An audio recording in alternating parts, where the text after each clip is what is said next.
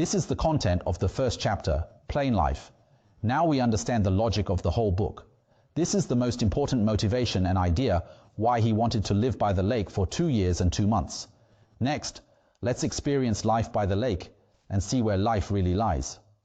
Thoreau said, "I often saw a poet, after enjoying the most valuable part of a farm, departed unrestrainedly, while the vulgar farmer thought he had merely picked a few wild apples." Alas, the farmer did not know for so many years that the poet had written his farm in verse. This poet refers to Ellery Channing. Channing was a mutual friend of Thoreau and Emerson, and also lived in a village near Walden Pond. So where does life really lie? It's not about possession, but about our experiences. I began to live in the woods. That is, I started to spend my nights there as well as days. That day happened to be Independence Day, or July 4th, 1845. On that day, Thoreau began to live full-time by Walden Pond. The building was very light, a crystalline structure that surrounded me, reflecting the image and inner thoughts of the builder. Its outline looks somewhat like a painting. I don't need to go out to breathe fresh air, because the air inside is already very fresh. Even on rainy days, where I sit feels less like indoors and more like behind a door. That's because Thoreau's house was very well ventilated. The Harivamsa says, "A dwelling without birds is like meat without seasoning." The Harivamsa refers to a collection of ancient Indian poetry, around the 5th century, Indian epics about the god Krishna. I don't have this problem with my residence, because I suddenly found that I had become a neighbor of birds. I didn't confine a bird in a cage, but myself in a cage near the birds. Thoreau's cabin was like a cage surrounded by birds, so he felt the house was really wonderful. There were thrushes, thrashers, scarlet tanagers, sparrows, nightjars, and many other bird species. During the first week, as I gazed at the lake, Walden Pond appeared to me like a celestial pool high on a hillside.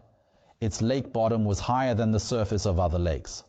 When the sun rose, I saw it gently casting off a thin mist from the night-covered slopes, revealing here and there its soft ripples or mirror-like calm surface at different levels.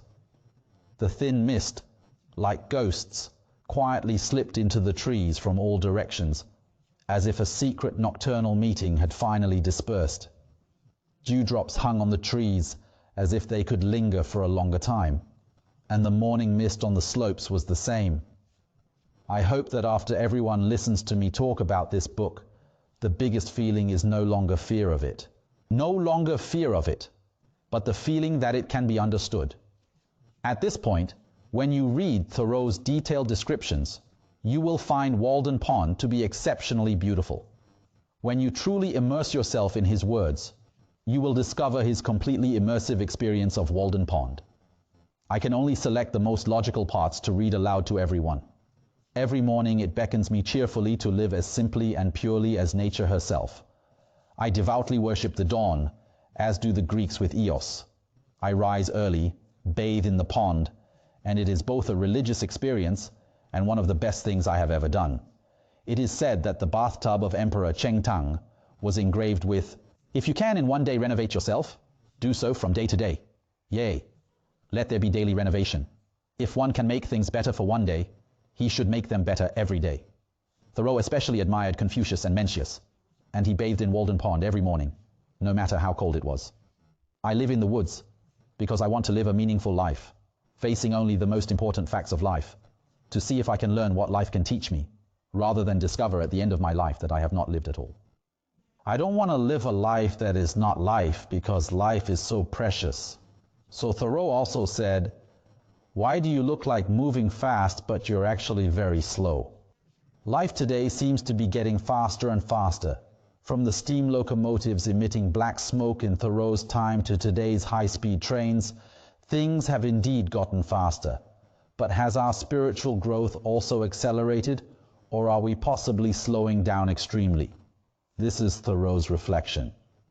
Next, let's experience a day by the lake in nature together. Let us live one day awake, as nature does, not to be thrown off track by a nutshell or a mosquito's wing lying on the path. Modern readers may not understand this statement. What does it mean? You know, When trains were just invented, the most common accidents were derailments. For example, someone put a small stone on the railroad track and the train derailed, or livestock collided with the train and it derailed. So this passage is Thoreau's mockery of the railway, saying that a train shouldn't derail just because of a nutshell or a mosquito wing, and it also means that our lives shouldn't derail. Let us rise early and fast, or eat breakfast lightly without making a big fuss. Let people come and go, let the bell ring, let the child cry, and determine to live well this day. I don't want my hands to be unnecessarily busy. My mind is my right-hand man. I feel that my best faculties are concentrated in my mind.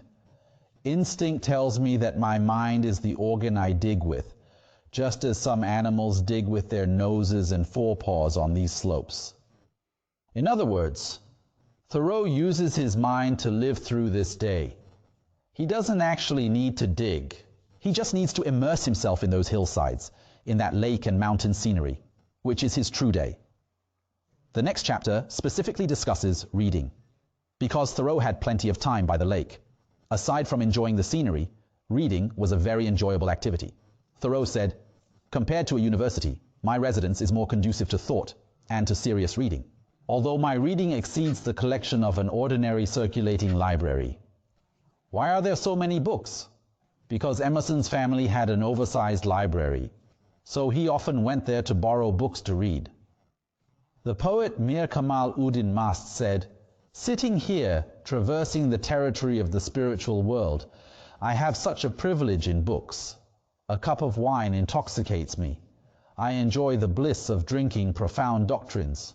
I kept Homer's Iliad on my desk all summer, although I only occasionally glanced at its pages.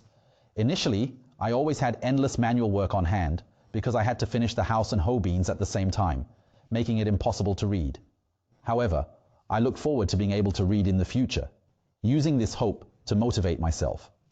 During breaks from work, I read one or two relatively shallow travel books.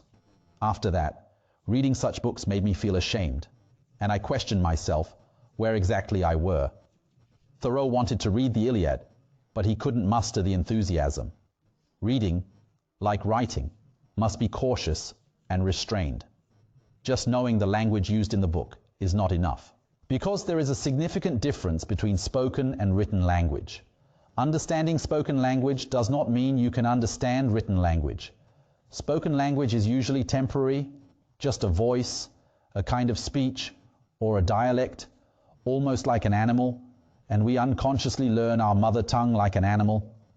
Written language is mature and refined based on spoken language. If we call spoken language our mother tongue, then written language is our father tongue, a reserved and select expression. This language is so important that if our ears can't hear it, we must be reborn to speak it. Think about how we read classical Chinese texts. This is the way we live in our daily life. Classical Chinese is a condensed and refined expression. In fact, we can understand it this way. Classical Chinese in ancient texts is the father tongue, while the vernacular Chinese we express today is perhaps the mother tongue. Most people learn to read for a trivial convenience, just as learning arithmetic is for bookkeeping, to avoid being deceived in business. But as for reading as a noble intellectual activity, they only know a little, or even nothing. From a higher perspective, true reading is not the kind that uses luxury to tempt us, letting our nobler senses sleep all the time, but the kind of reading that we must tiptoe and use our most alert and awake time to engage in.